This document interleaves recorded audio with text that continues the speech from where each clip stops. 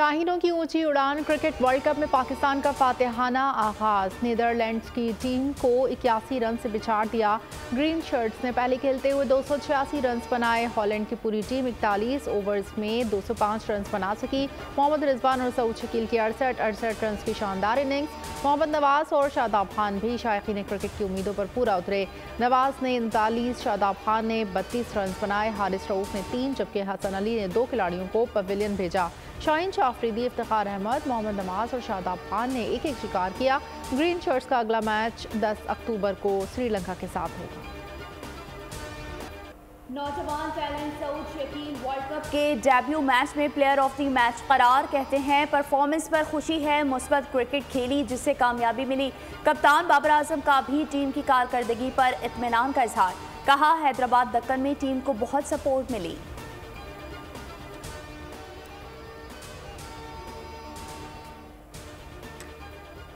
Cricket world cup का तीसरा मुकाबला आज अफगानिस्तान और बांग्लादेश आमने सामने होंगे। मैच धर्मशाला स्टेडियम में सुबह 10 बजे शुरू होगा। चौथे मैच में आज श्रीलंका और साउथ अफ्रीका मद्दे मुकाबिल होंगे। श्रीलंका और साउथ अफ्रीका के दरमियान मैच दिल्ली स्टेडियम में दोपहर 1:30 बजे खेला जाएगा।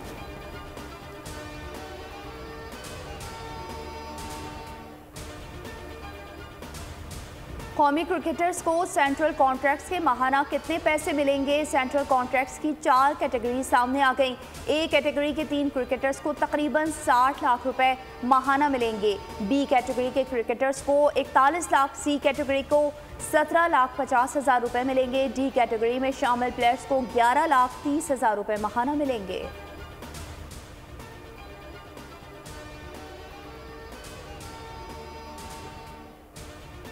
डेमोक्रेसी का कोई जिसको मैं कहूँ रुझान नहीं था। एक डिक्टेटरशिप था। जो खान साहब कहें वही चीज़ जो है मैं कहूँगा कि पार्टी में उसके ऊपर वो जो कुछ टोला था वो उसको आगे बढ़ाता था और वो कहते थे हाँ, मगर it was a one man show. वो कहते थे जो मैंने कह दिया वही हर्फ आखिर है। जो करप्शन कर रहे थे उन्होंने कहा नहीं जी ये तो करप्ट नहीं है। अगर ये 1-2 अरब के करप्शन कर लेता है तो क्या फ़र्क पड़ता है? अगर दूसरे को मैं लगाता है इसकी जगह वो तो 15 अरब का करप्शन कर लेता। पीटीआई में जमहूरियत नहीं थी, सब फैसले एक ही शख्स करता था। इस्तेहकाम पार्टी के रहनुमा महमूद मौलवी की प्रोग्राम ऐसे नहीं चलेगा में गुफ्तगू। कहा तहरीक इंसाफ में बहुत से लोग तसादुम के खिलाफ थे। शाह महमूद, अली जैदी, परवेज खटक, असद उमर तसादुम नहीं चाहते थे। चेयरमैन पीटीआई को यहाँ तक ऐसे एक टोले ने पहुँचाया है। ये टोला इदारों से लड़ना चाहता था। पार्टी में करप्शन करने वालों को सपोर्ट किया जाता था। कानून नाफिज करने वाले और दीगर सरकारी इदारे गैर कानूनी सरगर्मियों के खिलाफ कार्रवाइयाँ जारी रखें। आर्मी चीफ की एपेक्स कमेटी इजलास में गुफ्तगू। ISPR के मुताबिक chief of army staff general Syed Asim Munir ने कराची का दौरा किया।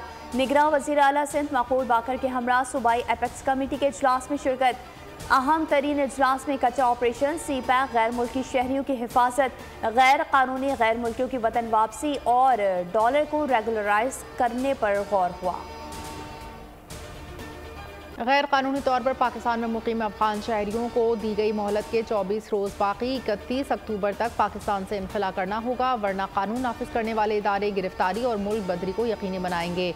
1 नवंबर से पहले अफगानों की शनाख्त को हतमी बनाने का फैसला भी कर लिया गया। कवायद चेक किए जाएंगे। सिर्फ इस्लामाबाद में 22,000 गैर कानूनी अफगानों की निशानदही की गई। 22,000 में से 1300 से ज़ायद अफगानों की शनाख्त मुकम्मल। तुरखम बॉर्डर से वापसी शुरू। 2 रोज़ में 60 अफगान खानदान वतन पहुँच गए।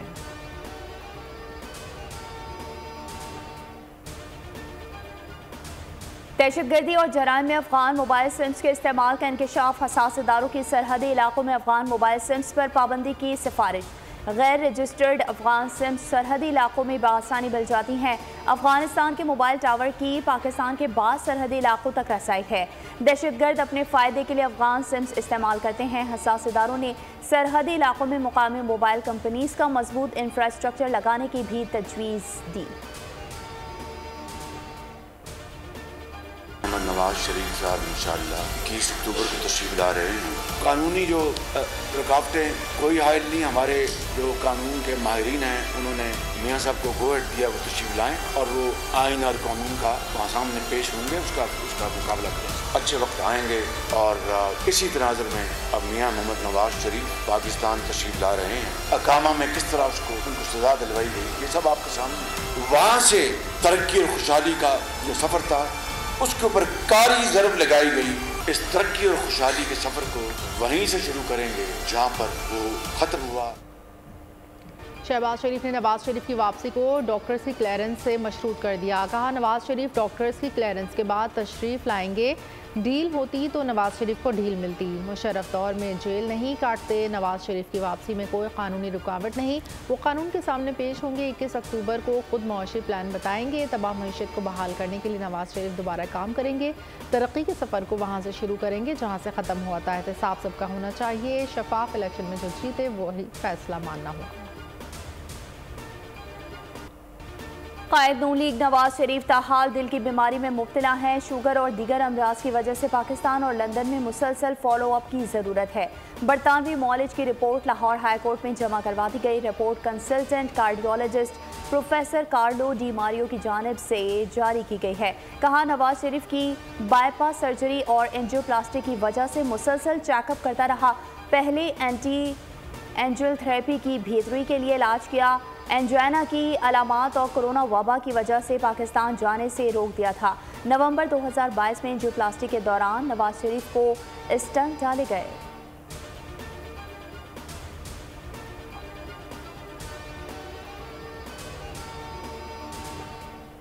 लंदन के दफ्तर में आज मेरा आखिरी दिन है, फिर पाकिस्तान चला जाऊंगा। नवाज शरीफ के लंदन में सहाफ़ियों से अलविदाई मुलाकात। बोले, लंदन में मेरे खिलाफ 4 साल एहतजाज किया गया, इससे क्या हासिल हुआ? बरतानिया में सबको पाकिस्तानी बनकर रहना चाहिए। सियासी मुजाहरे करने हैं तो पाकिस्तान में जाकर किए जाएं। मुझे नहीं पता कि नवाज शरीफ साहब का क्या प्लान है। अगर वो कुछ और सोच के आ रहे हैं कि हम कुछ और करेंगे और हम चार्टर ऑफ इकोनॉमी हमारे इंटरेस्ट में नहीं है, जब तक सारी पार्टियां ऑन द इकोनॉमिक एजेंडा एक पेज पे नहीं होंगी तो ये कभी स्टेबिलिटी आएगी नहीं। मालूम नहीं नवाज शरीफ का क्या प्लान है। अगर वो कुछ और सोच कर आ रहे हैं तो उनकी ये सोच गलत है। पीपी सेनेटर सलीम मांडवी वाला की गुफ्तगू। कहा, मईशत के एजेंडे को डिस्टर्ब नहीं करना चाहिए। नवाज शरीफ भी अच्छी तरह समझते होंगे मईशत में इस्तेहकाम होना मुल्क की मुफाद में है। इलेक्शन लड़ना हर पार्टी का हक है। कभी नहीं कहा चेयरमैन पीटीआई इलेक्शन ना लड़ें। लेवल प्लेइंग फील्ड मिलनी चाहिए।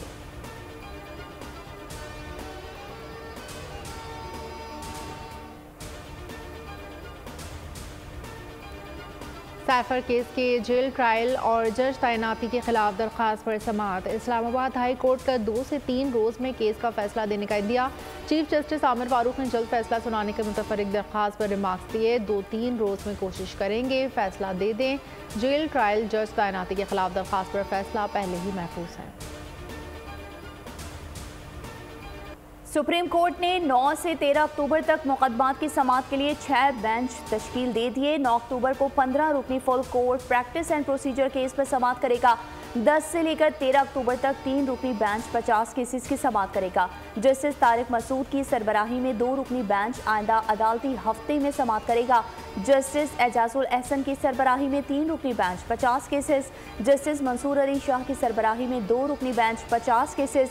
जस्टिस याहिया आफरीदी की सरबराही में 3 रुकनी बेंच 50 और जस्टिस जमाल मंदोखेल की सरबराही में 2 रुकनी बेंच 40 केसेस की समाअत करेगा।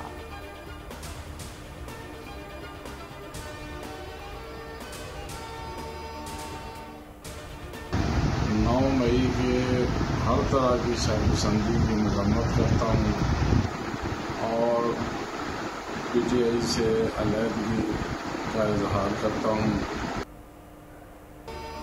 पाकिस्तान तहरीक इंसाफ की एक और विकेट गिर गई। मलिक सरफराज खोकर ने पीटीआई को खैर बात कह दिया। वो लाहौर से पीटीआई के टिकट होल्डर थे। मलिक सरफराज खोकर का कहना था पार्टी पॉलिसी मुल्क के मफाद में नहीं। 9 मई के पुरतशद्दुद वाक़यात के बावजूद पार्टी अपनी रियासती इदारों के खिलाफ जारहाना बयानिए पर कायम है जो मुल्क की मफाद के लिए नुकसानदेह हैं।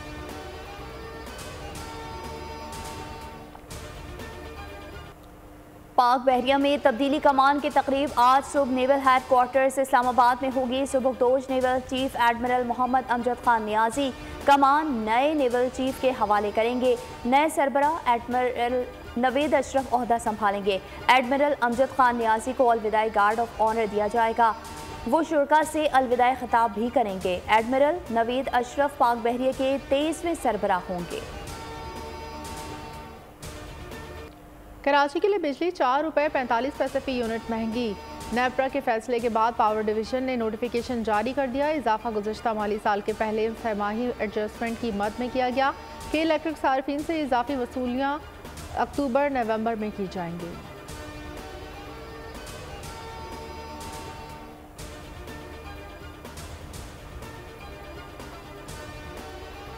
अमरीकी खाम तेल में कमी। अमरीकी खाम तेल 0.62% कम हो गया।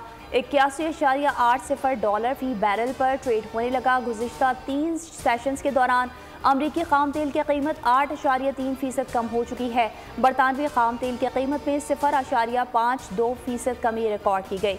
बरतानवी खाम तेल 83.63 डॉलर फी बैरल की सतह पर आ गया। गुज़िश्ता 3 सेशंस में बरतानवी खाम तेल 8% सस्ता हुआ। बैनुल अक़वामी मार्केट में तेल की कीमतों में कमी। पाकिस्तान में पेट्रोल और डीजल की कीमतों में बड़ी कमी की तवक्को है।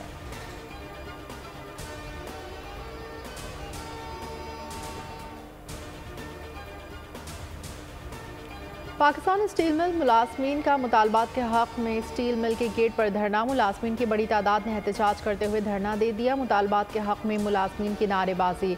मुजाहिरीन का कहना है कि कई सालों से स्टील मिल्स को बंद करके हज़ारों ख़ानदानों को दरबदर किया गया। 10 साल से ज़ायद अरसा गुजर गया है, तनख्वाहों में इजाफा नहीं किया गया। स्टील मिल को दोबारा चलाया जाए। मुल्क से बाहर बैठे भगोड़े यूट्यूबर की एक और ऑडियो वायरल। यूट्यूबर को रॉ एजेंट रोहित शर्मा से दोबारा बात करते हुए देखा जा सकता है।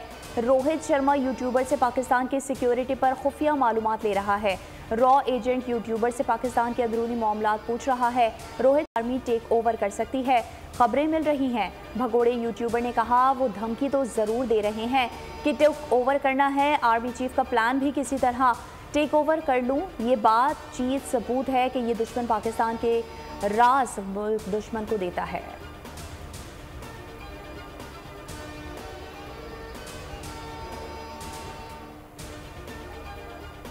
कराची मलीर सुमार गोट में 30 सितंबर को स्टेट एजेंसी पर फायरिंग से 2 अफराद के कत्ल का मामला हल। कायदाबाद और स्टील टाउन इन्वेस्टिगेशन पुलिस ने गुत्थी सुलझाई। कत्ल के लिए जुमरोद से 2 उजरती कातिलों हाजी अकबर और तारिक आफरीदी को कराची लाया गया। पुलिस के मुताबिक उजरती कातिलों को लाने वाला मुलजिम ज़रीफ खान गिरफ्तार। उजरती कातिलों को अली रजा खोकर और उसके वालिद जवार खोकर की सुपारी दी गई।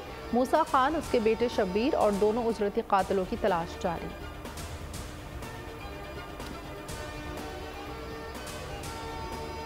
शिकारपुर में पुलिस ने कच्चे से मुखबिर एहलकार को बाजियाब करवा लिया। एसएसपी खालिद मुस्तफ़ा कोराई की सरबराही में कच्चे में ऑपरेशन किया गया। भारी नफरी देखकर डाकू पुलिस एहलकार को छोड़कर भाग गए। उधर कश्मीर में इंटेलिजेंस बेस्ड कार्रवाई। बडानी टाउन के मुख्तलिफ गोदामों पर छापे। गंदम से भरे 2 दर्जन से ज्यादा गोदाम पकड़े गए। लाखों बोरियां गंदम बरामद। 6000 बोरियां खाद और चीनी भी बरामद हुई। तमाम गोदामों को सील कर दिया गया।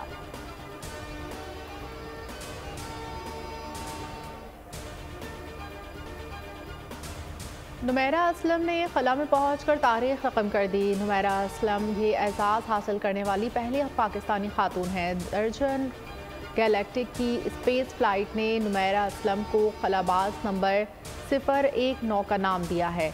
मिशन में नुमैरा के अलावा मज़ीद 2 खलाबाज और अमले के 3 अरकान शामिल हैं।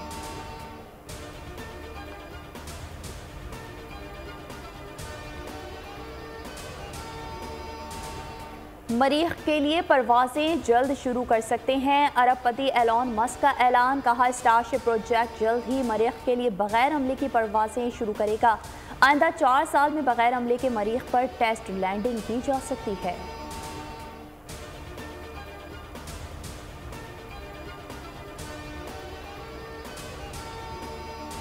भारत तहजीब और इक़दार भी खोने लगा। नई दिल्ली में बच्ची को डांट पड़ने पर बच्ची ने वालिद बराए फ़रोख्त का इश्तिहार लगा दिया। हाथ से लिखे इश्तिहार में कहा, वालिद बराए फ़रोख्त, कीमत 2 लाख रुपए।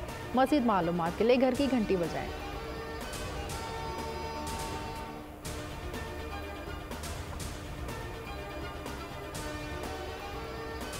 इंसानी हुकूक़ की अलमबरदार नरगिस मोहम्मदी ने नोबेल अमन इनाम जीत लिया। ईरान में ख़वातीन के साथ होने वाले जबर के ख़िलाफ़ उनकी जिद्दोजहद पर नोबेल अमन इनाम से नवाजा गया।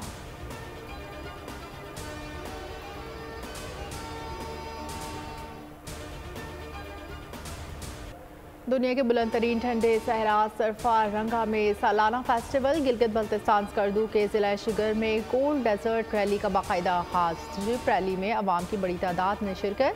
कौमी और बैनुल अक़वामी मेहमान इवेंट में मदऊ।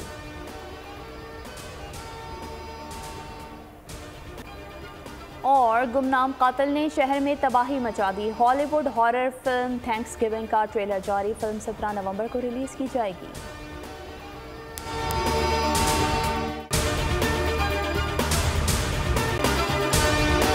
अगर आपको ये वीडियो पसंद आई है तो हमारे चैनल को सब्सक्राइब कीजिए और बेल आइकन पर क्लिक कीजिए। सब्सक्राइब करें और बेल दबाएं ताकि कोई खबर रह न जाए।